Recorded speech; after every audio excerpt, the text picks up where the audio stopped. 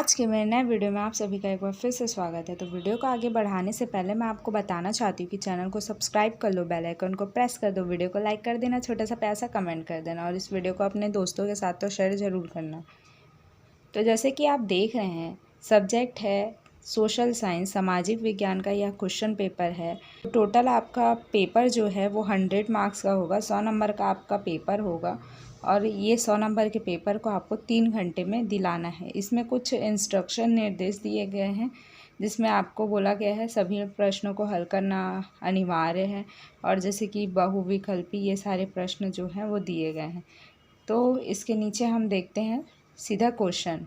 जैसे कि यहाँ पर खंड आ में जैसे ही हम एंटर करते तो यहाँ पर दिखाते हैं आपको सही विकल्प चुनना है, करेक्ट ऑप्शन जो है वो चुनना है। तो पहला क्वेश्चन पूछ रहा है भारत में ब्रिटिश इस रूप में आए थे, ये बताना है। यहाँ पर कुछ ऑप्शन दिए गए हैं, इसमें से कौन सा ऑप्शन सही है उसको आंसर करके आपको आपके आंसर शीट में लिखना है।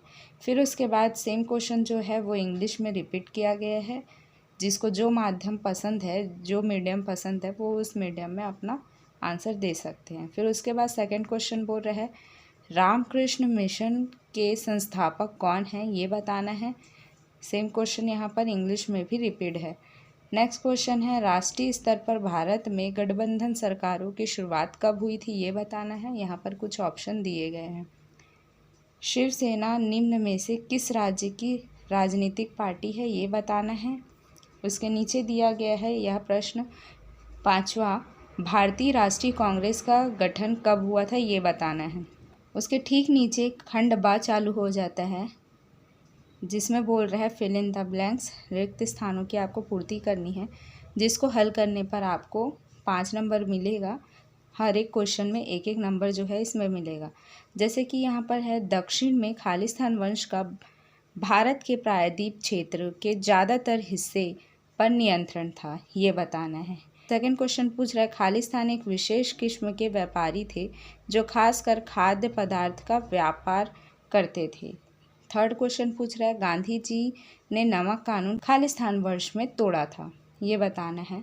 उसके नीचे का क्वेश्चन बोल रहा है लाल बाल पाल खालिस्तान दल के नेता थे, ये बताना है।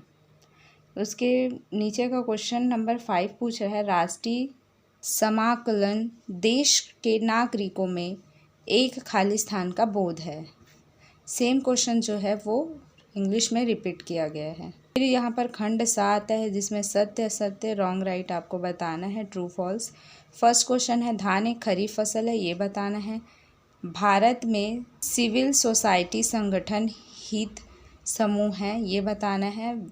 नीचे क्वेश्चन पूछ रहा है विधायिका की पूरी अवधि के पश्चात जो चुनाव कराया जाता है उन्हें माध्यावधि चुनाव कहा जाता है, ये बताना है। फोर्थ क्वेश्चन पूछ रहे हैं जब आवास नष्ट हो जाए तो जैव विविधता खो जाती है। फिर उसके बाद है 5वां प्रश्न सुरक्षा परिषद स्थायी सदस्य बनने की भारत की प्रमुख दावेदारी आपको बताना है। फिर यहाँ पर सेक्शन डी देखते हैं जिसमें आपको मैच द कॉलम वाला सेक्शन दिखेगा।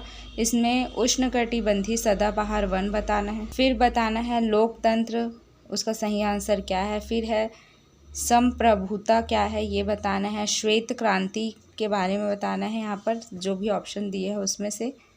जैसे कि यहाँ पर श्वेत क्रांति दूध उत्पादन आता है। भारतीय रेल यहाँ पर दिया गया है तो ये मुंबई से थाने के बीच जो है चला था। जैसे कि प्रश्न नंबर 2 बोल रहा है बौद्ध धर्म एवं जैन धर्म के संस्थापक के आपको नाम लिखने हैं। फिर प्रश्न नंबर 3 बोल रहा है प्राचीन भारत में शिक्षा के 2 प्रमुख केंद्रों के नाम लिखना है। प्रश्न नंबर 4 बोल रहा है 2 जापानी शहरों के नाम लिखना है जहां द्वितीय विश्व युद्ध के दौरान परमाणु बम गिराए गए थे।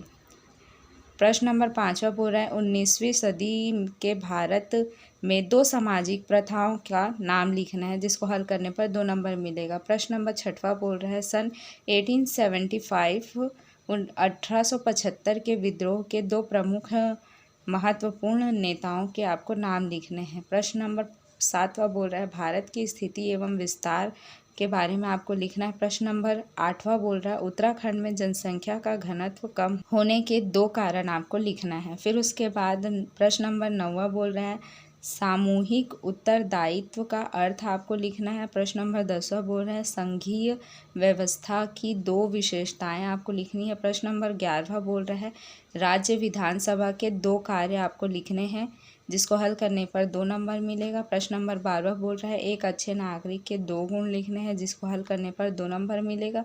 प्रश्न नंबर 13वां बोल रहा है पर्यावरण संरक्षण को परिभाषित करना है।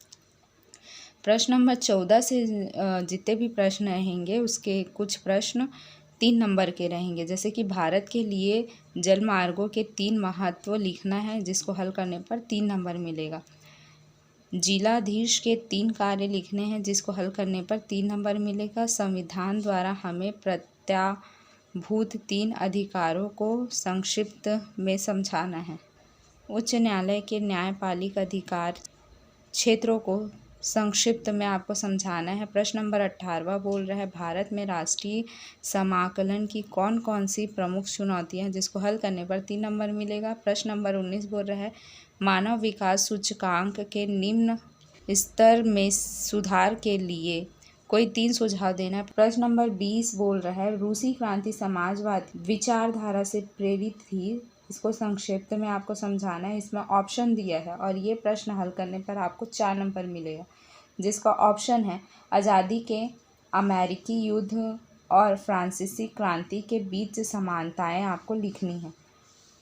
प्रश्न नंबर 21 बोल रहा है जाति व्यवस्था एवं विधवा पुनर्विवाह के सुधारकों में राजा राम मोहन राय की क्या भूमिका थी, ये स्पष्ट रूप से बताना है। और इसका ऑप्शन है 19वीं सदी में भारत में महिला की शिक्षा के विकास में कौन सी बाधाएं आई थी, ये विस्तार से आपको बताना है।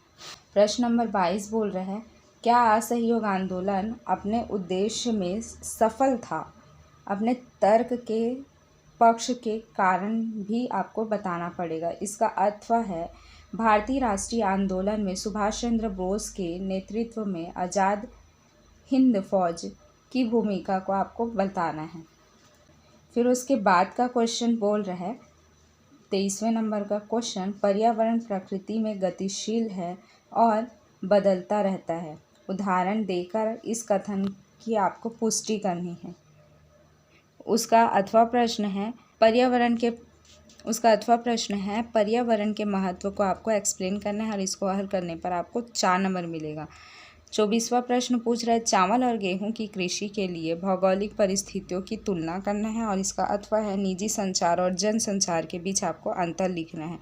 तो जैसे कि ये पूरा 5 नंबर का प्रश्न है, जिसको हल करने पर 5 नंबर मिलेगा, तो आपको कम से कम 5 और 6 पॉइंट इसमें अंतर में लिखना ही पड़ेगा। फिर उसके बाद यहाँ पर है 25वां प्रश्न, जिसमें बोल रहा है संसद के 5 कार्य लिखना है और इसको हल करने पर आपको 5 नंबर मिलेगा। और उसका अथवा है सर्वोच्च न्यायालय का गठन कैसे होता है, ये बताना है, इसका न्यायाधिकार समझाना है आपको।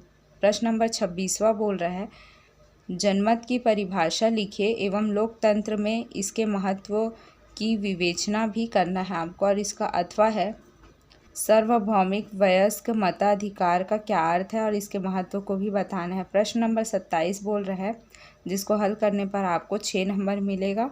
और जैसे कि निम्नांकित को भारत के सीमाकारिक मानचित्र में आपको दर्शाना है, जैसे कि महानदी, नीलगिरी पर्वत, मुंबई बंदरगाह, मन्नार की खाड़ी, चिल्का झील और छोटा नागपुर का पठार। और इसका अथवा प्रश्न है निम्नांकित को भारत के सीमा कारक मानचित्र में आपको दर्शाना है, जैसे कि ताप्ती नदी, काराकोरम पर्वत, अरब सागर, कांडला बंदरगाह, चाय उत्पादक क्षेत्र और कर्क रेखा। और सेम क्वेश्चन जो है इंग्लिश में रिपीट किया गया है। और ये है इसका मानचित्र, जिसको आपको आपके आंसर शीट में लगाना रहता है।